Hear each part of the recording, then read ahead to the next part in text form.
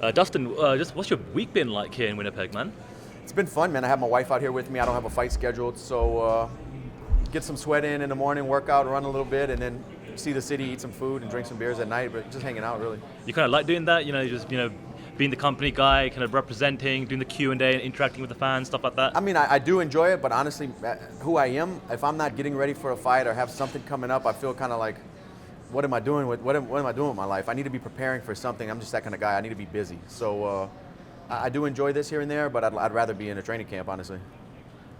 So nothing on the horizon right now. I mean, obviously you're talking, but yeah, you're not in this.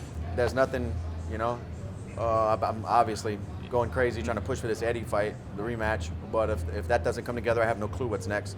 And the division's so top heavy and blocked up right now. No telling what's going to happen. Why do you think he's not interested in getting a rematch with you? I think he knows it's a bad matchup. His camp knows it's a bad matchup. I mean, did you watch the first fight? I did. I mean, yeah, that's why I think. And he's coming off of a win. He kind of got that bad taste out of the, that bad memory out of the fans' heads of the last fight, and he wants to keep moving forward. And obviously the guy's not scared to fight anybody. He's one of the best fighters in the world. He's been fighting the best for a long time. But he's a smart guy, and he knows it's probably a bad matchup for him to do that again. Obviously, you're quite active in interviews and social media. You're trying to push for this fight. Is there anything you think you can do to try and convince Eddie or maybe apply some external pressure on him so this fight does happen? I don't know, man. Like you said, maybe I need to go out and run a couple sprints up the steps in Philly like Rocky, and maybe that'll get him moving. Outside of Eddie, I mean, is there anybody that makes sense? I mean, I feel like you're going to be let down if they offer you somebody that's not Eddie. I will be, honestly. Yeah. I feel like this fight makes a lot of sense, even if we didn't have previous history. And the way that fight ended, it's and then what happened after that fight? He got rewarded with a TV show and a big fight against Gaethje, and I had to fight another former champion just to get back to talk about Eddie again. I just feel like it's the perfect storm, man. This fight is gonna happen, I feel. Well, speaking of Gaethje, I know he just got that loss, but I mean, is that a fight that you hope to have one day, possibly? Yeah, I'm sure it's a fight that will happen eventually. I mean, he's a young guy. I'm a young guy. We're both towards the top of the division. It's got to happen sooner or later. Did Eddie surprise you in that fight? I think a lot of people were thinking that Justin was maybe going to be too much for him, but what did you think about that fight? I kept going back and forth. As the fight got closer, I would think Eddie was going to win. Then the next day I would kind of be leaning toward Justin. But as it started happening and unfolding, I thought that Eddie fought a smart fight. Used his fight IQ, used his skills, used the game plan. They went to the body a lot, used in and out movement. But I've said it probably 15 times now. It's not hard to look great against a guy who doesn't move with you. If you're the one moving around, throwing shots, and the guy's planting his feet, you look like an incredible striker. Eddie couldn't box his way out of a wet paper bag in Dallas, Texas when he fought me. You know what I mean? There's been so much up in the air with Conor McGregor. Is he going to box? Is he going to do MMA? He did come out with TMZ today in an interview and said his next fight will be MMA. I mean, for you and the rest of the lightweights, is that as music to your ears? Yeah, because the division needs to be back in motion and things need to happen. I think the first fight should be him and Tony to, see who has the real belt. And then after that, maybe the winner of Khabib and Edson probably is next in line. There's just so many fights that need to happen to get this division moving again. Is it just strange to see a champion, both in Cage Warriors and now in the UFC, that hasn't ever defended a title in his entire career? It's a weird stat, but I don't think it's because the guy's worried about, he's making money. He's making money and trying to get money fights and having a good time. It's a weird stat to have, definitely. 4 belts, never had title defense. As a fight, well, actually, as a fan, I'm assuming you're a fan of the sport too. Yeah, big fan of all combat sports. You talked about Eddie. You're a big fan of him. What does that feel like to look up to a fighter and, of course, fight him, but then just that's not the same guy I thought he was? And I'm still a fan of his fighting. Like the Gaethje fight, I was clapping, I was on my feet. We were watching it with some friends, and it was an amazing fight. I enjoyed watching it, but I know him a little bit more now than that. I know, him as a person a little bit, the way he reacted after the R fight and things he said and stuff like that. So I just kind of feel like he's a dirtbag a little bit, but it's all good. I guess more. Knockout! Wow. on a more positive note, how did those auctions go for your fight kits? The first one was awesome, man. We raised 3,000 meals for families in Lafayette, Louisiana. And this last auction, we raised $7,500 for a police officer's wife, a fallen police officer's wife and 3 daughters. And that felt real good. I actually got to knock on her door with the check and give it to her in person, and it was awesome, man.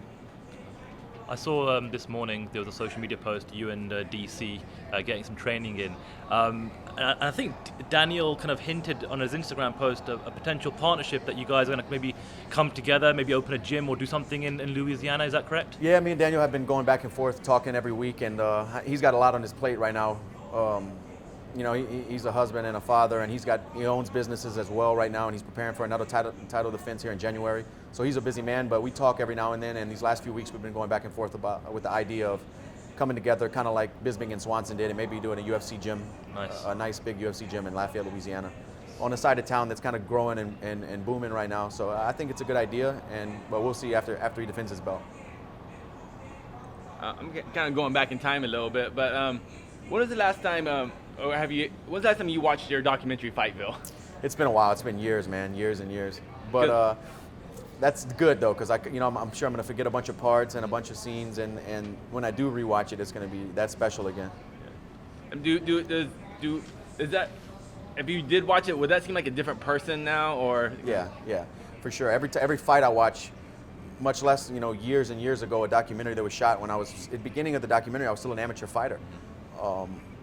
So yeah, but I'm a different fighter. I'm a different person every fight. I grow through life and learn things and push myself, and just that's what you have to do in this sport to stay relevant. You have to be evolving and growing and doing new things and learning from losses and learning from wins. But it's cool to have that piece of my life captured on film forever. When my daughter's old enough to understand what's going on, she can watch that. One day when I have grandchildren, they'll be able to watch that. So for history, for eternity, that's going to be a piece of my life captured, and I think it really shows a pretty good description of who I am as a person. I was a young guy, but it showed I was a hard worker, and how awesome will that documentary be if I become the world champion? It's going to mean that much more. All of the, nothing I'm doing is in vain, man. I really believe I'm going to be world champion. Yeah, you're one of those fighters that seems to have a roadmap, a very kind of strict vision of what's going to happen, and you keep saying that this time next year you're going to have that gold wrapped around your kind of waist. And what kind of goes into that mentality? Like, do you wake up every day? Do you kind of look in the mirror? Do you visualize? Like, what's that process like for you? I started about 3 or 4 fights ago. I started having a mental coach for the first time in my life, and we kind of talk about things. So I'm visualizing a lot of stuff more. I'm writing down stuff every morning, going over what matters, what I can control, what I can't control, just stressing about, or pulling out the stress, I should say, stressing less about stuff that I just have no control over. All I can control is me. So whatever happens with the opponents and what happens in the division, fights that get made, fights that don't get made ahead of me, really, there's no reason for me to even worry about it, because as long as me and my family are good, I'm getting better, pushing myself every day. I'm going in the right direction. We got a chance to speak to your other half yesterday, and this weekend you're away from your little one. What's that like, being away from your kid? I think I had 3 or 4 fights since she's been born, so I've been away from her a few times, but this is the furthest my wife's been from her, so she's kind of,